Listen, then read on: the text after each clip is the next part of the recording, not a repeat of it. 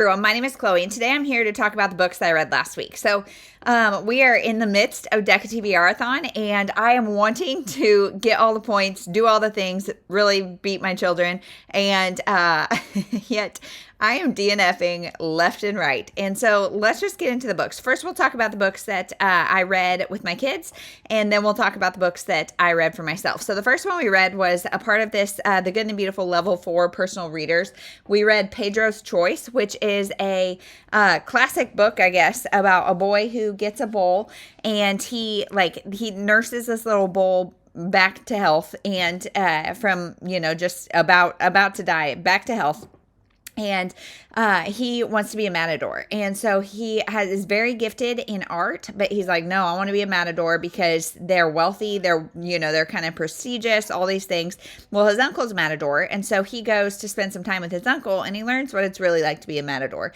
There's also different parts where his pastor gets very sick. And so he needs to make some choices to help his pastor. And it was a really sweet story. And yeah, it's quick. I really enjoyed it. So I'm glad.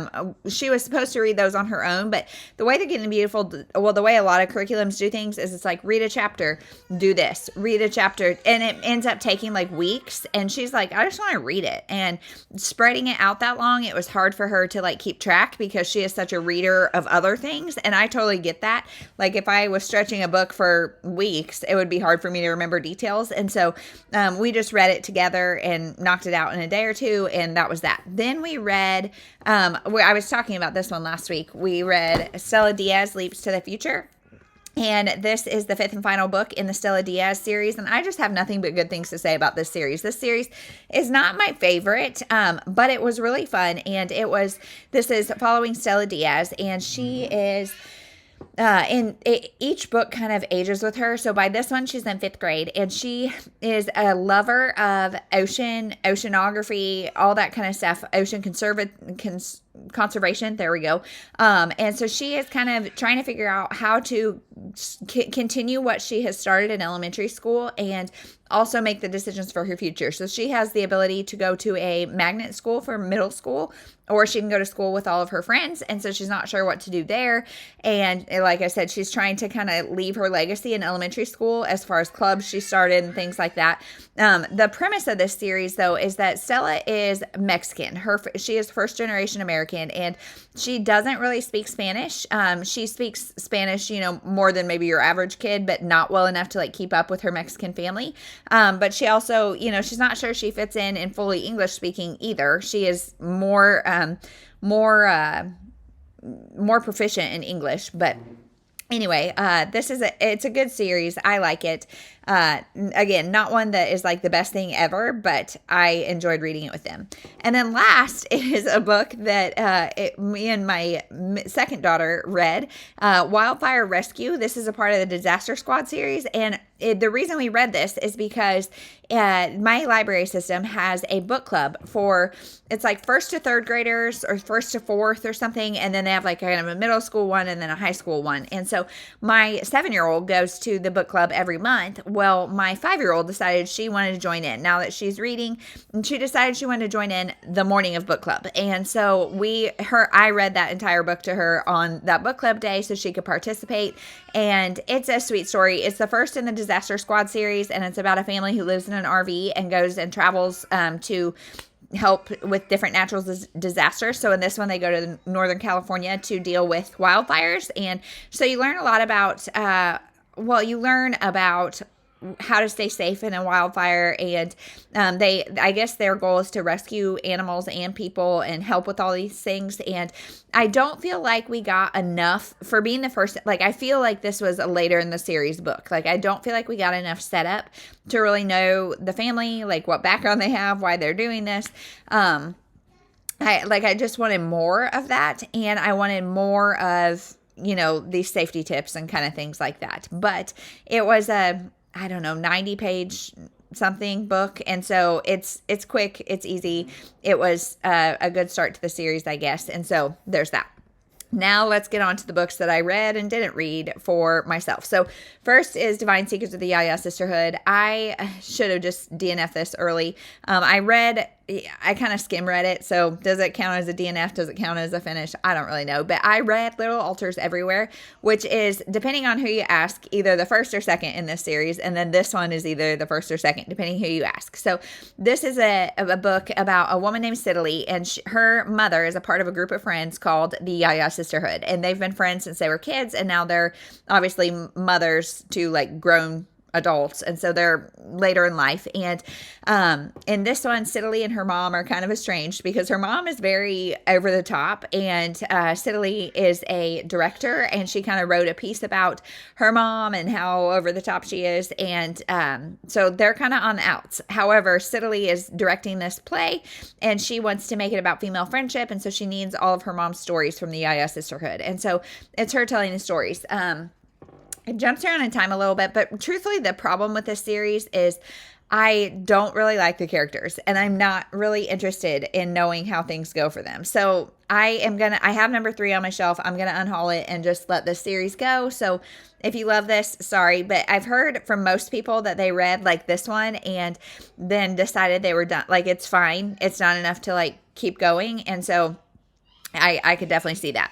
Then a book that I did DNF at either 20 or 30% all summer long by Dorothea Benton Frank. So this is about a couple who is moving from New York, I think, to her husband wants to move to his hometown in Charleston, South Carolina. And so they're moving, and they kind of get in with the 1%. They're taking vacations, doing things. I just didn't care. I didn't like any of the characters. Didn't care. I'm going to let this one go.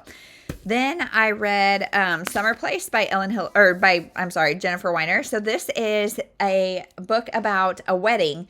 This is a book about a wedding. And I read 2 back to back that kind of like blended in my brains. But this is a book about a wedding. So we follow, the first perspective that we follow is this woman. She is the stepmother to this adult child. She's married to a man. They have 7 and 8-year-old boys, but he has an adult child from a previous marriage that live with them, because this is definitely a COVID read. This is 2020, full on, quarantining. Everybody's doing all the things. So if that is something you are not ready to read about, don't read this book, because there's a lot of COVID talk in here. But so there's a wedding of this oldest child and her boyfriend, who have been living in their house, because of the pandemic. And so they're there, and we get 1,005 perspectives. So we get her perspective, the daughter who's getting married. We get her mother's perspective, her brother's perspective, the groom's mother's perspective, all these things. And all these people are intertwined in ways that are very unrealistic, but are very funny. Like, they're kind of, oh my goodness, I cannot believe those 2 people got in that situation, so it was entertaining to read, definitely not realistic. And we get a lot of perspectives. And so the jumpiness kind of bothered me, and you spend a while in each perspective. And their perspectives are in different times, kind of. So this was kind of just a hodgepodge, but I would say it is better done than this next one, which is Swanong by Ellen Hildebrand. So I would have historically said I love Ellen Hildebrand. I don't think I do, because this is number 4 in her Nantucket series, and I have disliked all of them. I've given him 2.5 to 3 stars, and this was the same. This was a 2.5 star maybe for me. And this is about a couple. So there's this new couple in Nantucket who are very wealthy, and they hire a personal concierge. Our main character, one of the main characters is Coco, who is a young woman who they hire to be their personal concierge. Then they have this yacht party. Coco goes missing. We're trying to figure out what happened, and we're getting so many perspectives, so many timelines, and I don't feel like she did it well. Now, this is number 4 in a series, so you do know some of the characters from other books if you've read them. And I think that may help in the like crazy hodgepodge that this is. However, even knowing those things, I felt like this was a crazy hodgepodge of just things that it just didn't flow. It didn't work well for me. I didn't like it. I didn't really care about Coco. I didn't really care what happened to her. The ending is kind of ambiguous, and it feels like the whole book was just kind of like, let's just throw some stuff together. This is kind of just a crapshoot, and then we'll just end it when we end it. And so I didn't like it, guys. I didn't like it. So I'm going to unhaul the entire series from my shelf and let that be that. And then last is The Happiest Mom. This is but written by Megan Francis, and it's a collaboration with Parenting Magazine. It's one of the older ones. Megan Francis is she is one of the hosts of the podcast called The Mom Hour, and I loved it. It ran for like 10 years maybe, and now they're in their final season, or maybe over now. But Megan Francis is now the mother of 5, I think, adult children, or almost all adult children. And so she's got a perspective. Like, one, she's got a voice that I just really enjoy.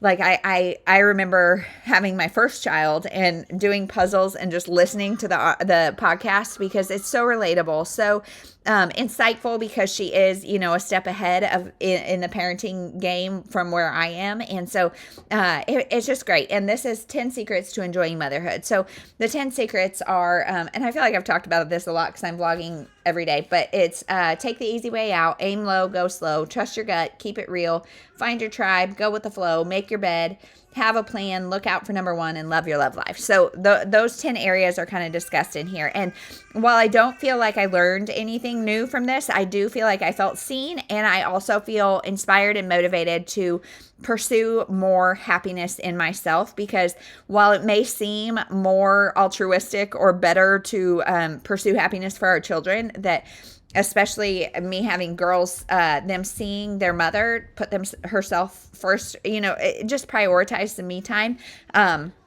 is something that I think is important. And also, I will be a better mom if I'm happier. Does that make sense? And so, like, one of my biggest unhappiness triggers, and the thing that makes me the grouchiest and the most resentful, is messes and chaos in, like, my surroundings. And so taking the time, like, realizing that is such a big trigger for me in my pursuit of happiness, it's motivated me to spend more time dealing with that, as opposed to dropping everything for the kids all the time. So if that makes sense, I think this is a good read. It was quick. They're pretty easy. There's quizzes in here. It kind of feels like reading multiple magazine articles. And so I really enjoyed it. So that's everything that I read last week. Now, currently I'm reading, this one, The Summer Nanny by Holly Chamberlain. So I am reading this on audio through Spotify, and I am out of hours. So I'm halfway through this one, and I'm enjoying it. Holly Chamberlain gets awful ratings on Goodreads. I don't get it. I like her books. I mean, they're not the best thing ever, but they're entertaining. This is about 2 girls who are from different walks of life, but they're good friends, and they're both becoming summer nannies. One has a traditional nanny job. The other one is in, like, a sketchy protege situation where the mother's, like, grooming her. So nothing like, I don't know. It's a women's fiction, I would say. It's not like a thriller. So I'm enjoying this. But while I wait for my hours to renew, which is going to happen, I believe, tonight. So I'm reading Have a Little Faith by Mitch Albom.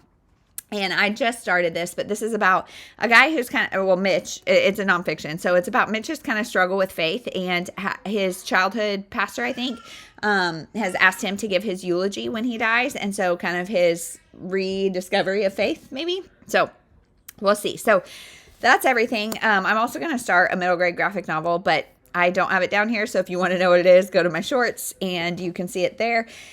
And that's everything for the week. So thank you guys so much for watching. Let me know what was the best thing you read this week, and we'll see you in the next one.